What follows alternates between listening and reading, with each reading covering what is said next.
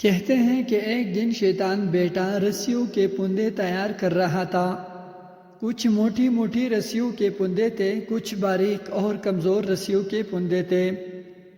وہاں سے ایک علم والی کا گزر ہوا تو اس نے شیطان سے پوچھا، ارے او دشمن انسان، یہ کیا کر رہے ہو؟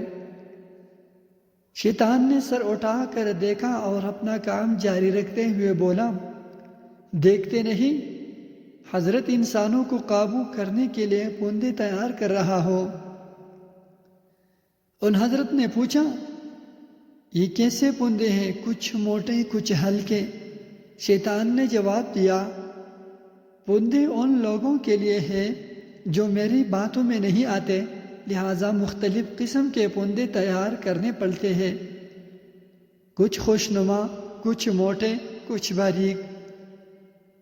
ان حضرت کے دل میں تجسس پیدا ہوا، پوچھا، کیا میرے لیے بھی کوئی پوندہ ہے؟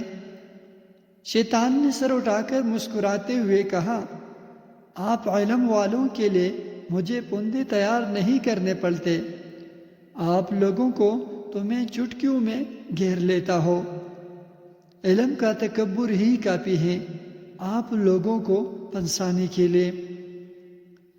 ان حضرت نے حیران ہو کر پوچھا، پھر یہ موٹے پوندے کس کے لیے ہے؟ شیطان نے کہا، موٹے پوندے اخلاق والوں کے لیے ہیں، جن کے اخلاق اچھے ہیں، ان پر قابو پانا مشکل ہوتا ہے۔ اس لیے حدیث شریف میں حضرت محمد صلی اللہ علیہ وسلم فرماتے ہیں کہ اعمال میں سب سے زیادہ وزنی چیز اخلاق ہوگا۔ اللہ ہم سب کو بہترین اخلاق والا بنا دے۔